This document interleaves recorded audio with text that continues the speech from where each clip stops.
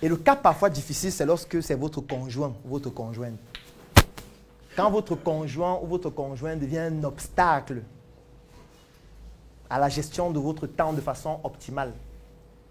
Tu n'es pas attentionné. Tu travailles trop. Tu me laisses seul à la maison. Tu es toujours en train de travailler. On va bâtir la vie de famille quand? Chaque jour, tu sors à 8 heures, tu rentres à 23 heures. Tu crois qu'il n'y a que le travail dans la vie? C'est trop grave. C'est trop grave. En fait, la première étape, il faut dialoguer d'abord. Non, c'est la première étape. Parce que quand c'est quelqu'un qui est émotionnellement lié à vous, le processus change. Si c'est quelqu'un d'autre, tu les limites directement. Tu coupes tout, tu n'as pas besoin de causer avec lui. Alors, par contre, si c'est quelqu'un qui est émotionnellement lié avec toi, il faut dialoguer d'abord. Tu dis, bon, ok, je vais t'expliquer quelque chose. Regarde un peu le document ici. Ouvre un peu ça sur ton téléphone. C'est l'état de mes dettes. Le solde en bas, c'est combien? 47 millions. Ok. Ouvre l'autre fichier ici. C'est le chiffre d'affaires que je réalise chaque mois ces dernières années. C'est combien? 120 000. Ok. Maintenant, ouvre l'application calculatrice. Tu fais 120 000 fois 12. Ça fait combien? Ça fait? D'accord. Tu fais maintenant fois 10 ans. Ça fait combien? D'accord. Tu multiplies encore fois 2 pour qu'on ait fois 20 ans. Ça fait combien? Tu fais encore fois 2. Ça fait combien? Ça fait en combien d'années? Ok. Fais maintenant le montant là moins la dette. Ça fait combien? Non, j'ai dit que la dette c'est combien? Et quand vous faites moins la dette, ça fait combien? D'accord. Il faut qu'il travaille pendant 40 ans. Juste pour rembourser la dette sans charge. Ça veut dire qu'on ne compte pas quand je suis malade, quand il faut la nourriture qu'on mange chaque jour ici là. On ne compte pas ça. On ne compte pas les enfants qui partent à l'école. On ne compte pas un accident que je peux avoir. On ne compte pas la famille qu'il faut soutenir. On ne compte pas le loyer. On ne compte pas les salaires. On ne compte rien de tout ça. Il doit travailler pendant 40 ans. L'espérance de vie, c'est moins de 60 ans. Et j'ai déjà 35 ans. Ça veut dire qu'il y a deux solutions. Soit je suis attentionné avec toi. Je suis là, je rentre maintenant à 16 heures, comme les enseignants. Je rentre à 16 heures, on cause, on fait l'amour toute la nuit. Le matin, je sors même à 11 heures, je reviens encore à 16 heures. Soit je fais ça, et puis je travaille même 10, 15 ans et meurs, et vous restez rembourser les dettes.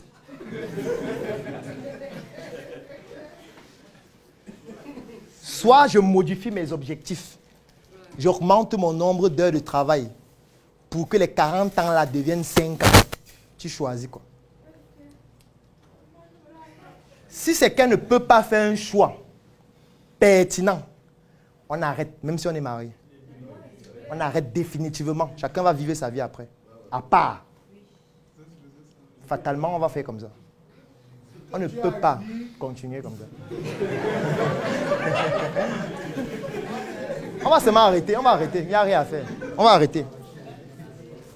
On va arrêter. Pourquoi? Parce qu'il ne faut pas que tu sois au travail et tu aies peur de rentrer tard. Parce qu'on va te dire que tu n'es pas attentionné. Donc tu es obligé de laisser les activités que tu dois faire pour sauver ta vie. Parce que tu dois être attentionné. Non, ça ne marche pas. Soit tu es attentionné. Et tu es tensionné de façon... D'abord que même si tu es attentionné, ça n'évite pas certaines choses. Ça veut dire, même si tu es là chaque jour, ça sera maintenant que... Pourquoi tu es là chaque jour? Tu me colles trop, tu es là avec moi tous les jours, va te battre. Et je vous ai dit qu'il y a les faf dehors. Les faf n'ont rien à foutre que vous soyez attentionné. Le faf, il a sa stratégie. Il a ses cibles. Et il attend juste le bon moment. Il n'a pas besoin de 2 heures. 2 heures, c'est beaucoup. tant que tu n'es pas là. C'est le moment là où il va s'intégrer. Vous allez être maintenant 3 dans la relation. Ou la faf, parce que faf, c'est aussi les femmes. Quand on parle de faf, on croit que c'est seulement masculin. Non. Il y a aussi les faf, les femmes. Comme il y a aussi les faf, F minuscule femme. Et faf, F minuscule homme. C'est les deux sexes. Il y a des femmes nulles au lit. Faibles, avec F minuscule. Oui, il faut le dire, non? Vous croyez que vous allez seulement tirer sur les hommes chaque jour? Parce que quand on dit faf, on a l'impression que c'est seulement les hommes. On victimise les hommes. Ce que mon ami Samuel appelle la dictature assumée du sexe, imposée par les femmes aux hommes. Maintenant, aujourd'hui, les hommes sont sur toutes les pages où on parle du poutoulou, où on parle de la toté. Parce qu'il faut se battre pour entrer dans la compétition. Pourquoi? Pourquoi? Pourquoi il faut ça? Pourquoi c'est seulement l'homme qui doit souffrir? Pourquoi? Non. Elle-même, elle fait quoi? Elle fait quoi? Donc, c'est pour dire que si l'obstacle provient d'un environnement qui est proche, ou alors de quelqu'un avec qui vous avez un lien émotionnel fort, il faut commencer par le dialogue. Il faut y aller progressivement. Mais si vous vous rendez compte que ça ne fonctionne toujours pas, malgré toutes les négociations que vous avez pu engendrer, il faut stopper. Il n'y a aucun héros à la morgue. Aucun héros. Aucun. Moi, je n'en ai vu aucun. J'ai déjà fait plusieurs morgues. Je vois seulement des corps. On n'appelle même plus leur nom. On dit que voilà le corps. On a oublié leur nom. On dit que la levée de corps. On n'a pas dit que la levée de tel nom. Ça veut dire que dès qu'on arrive à la morgue, c'est terminé. Donc, arrêtez de vouloir être les héros pour sauver quelque chose. Et j'ai aussi une loi personnelle qui n'a pas besoin de débat. C'est le fait qu'on ne peut pas être excellent dans tous les domaines. Ce n'est pas possible. On ne peut pas. C'est que soit vous êtes passable partout, c'est possible. Soit vous choisissez certains domaines où vous allez être excellent en sachant que la conséquence, c'est que dans d'autres domaines, vous allez être médiocre ou passable. C'est comme ça. Il n'y a pas de loi.